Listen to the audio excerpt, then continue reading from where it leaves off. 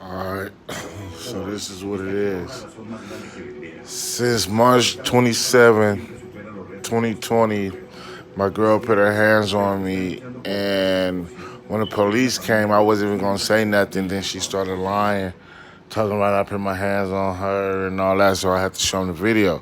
She goes to jail, come home. The very next day, case dismissed, everything, nothing to the victim at all. Even that she lied, nothing whatsoever. So then, as time goes by, we end up staying together, you know. But the same day she gets out, she actually was at press charges, and I tell her I don't know, right? Because she put her hands on me multiple times in the past, and I showed our police officers, Metro, Las Vegas, MPD, you know, the video cameras of the assault and everything, but they just say, oh, there's nothing they can do. I have no physical marks. I have no physical abuse. Now, this been going on since last year, since the police been involved. Since last August, I believe, July, since the police been involved, since last August. So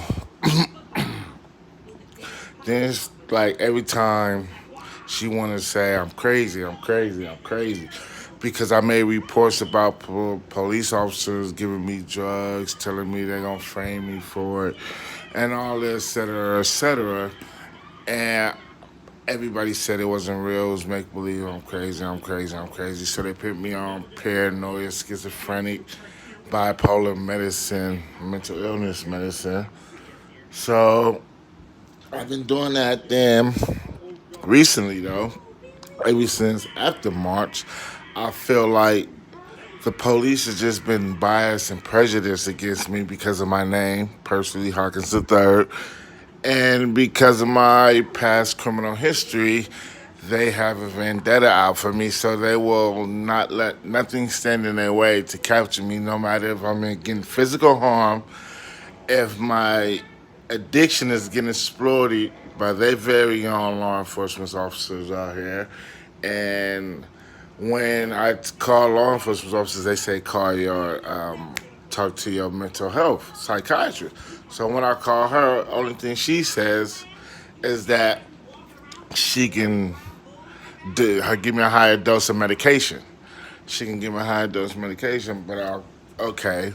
So as I telling them all this evidence I got, but nothing ever happened. So then when my girlfriend got out back in March, I had videos on my phone that I was complaining about, trying to get attention about officers giving me drugs for free, offering me drugs and all this and all that. Nobody never believed me, never wanted to come and see him, never anything. And it's about drugs. People giving me drugs, they would have came and seen. If it would have been me giving drugs away to somebody or selling somebody drugs, they would have hurry up and came. But since it's me telling now, they don't want to come. So that shows you the racial injustice right there. So, anyways, as I was getting drugs from him and stuff, I wanted to leave a paper trail because they was telling me, like, oh, we're going to get you for distributing. Like, I admit, I did know somebody to get drugs for. And I do tell the truth when I say they was bringing drugs a lot, too. So they could try to say how much the percentage was. It was drugs. I was high. I was up for days. It's drugs. So I don't give a damn. And if it wasn't, it shouldn't toy with my addiction because I was still high regardless. So it was all in the mind, I guess. Well, I know it was drugs though.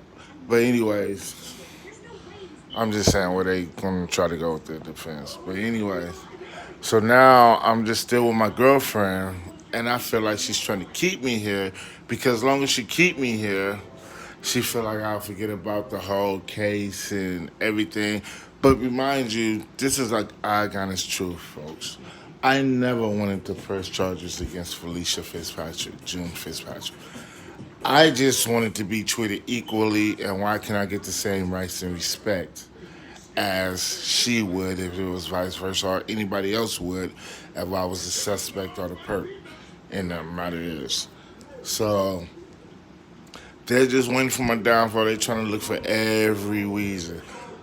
Like I said, and I think what it is that she has a baby by this guy named Patrick Gutierrez, who's Giovanna. I think that they're somehow connected, and he's connected with district attorneys and FBI's and law chiefs out here who I think the city probably paid for him. So I don't know about that's clear, but I do know that is that my, you know, the other side of it that relatives got into trouble and they try to use them to go against me. They try to turn my own family against me, like with no help, no nothing.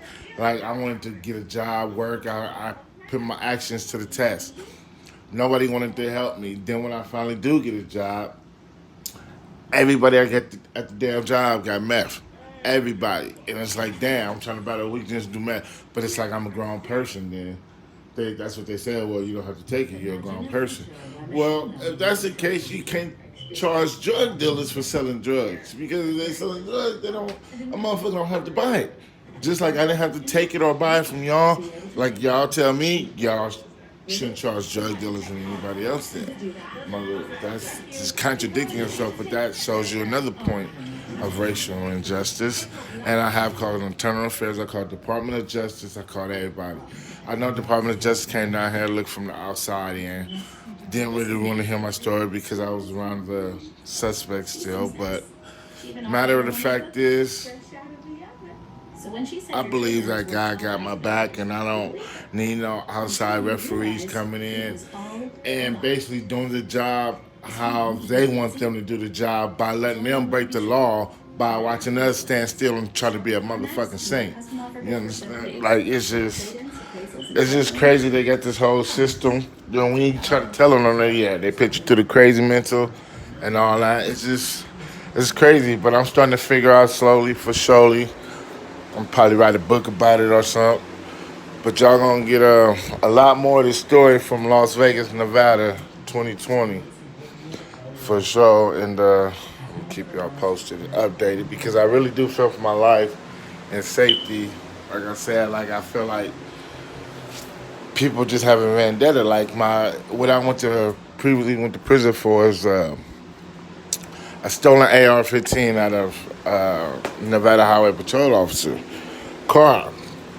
Took charge. They never found the gun, but since I've been home, they trying to do everything in the book and even breaking laws outside the book to get me to go back to prison. The only thing I've been having to save my ass is my faith in God, and that's 100 God truth right there.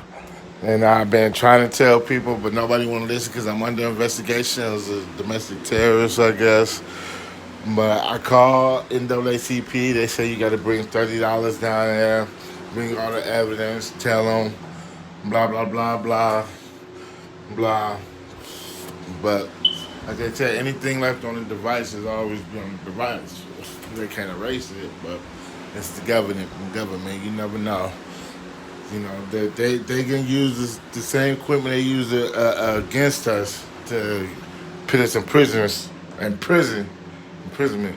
They won't let us use to prove that we're innocent. So I hope I get a fair fight when the time comes. I hope people pray for me, hear my story, come out, and try to support me the best way you could. But God bless and amen.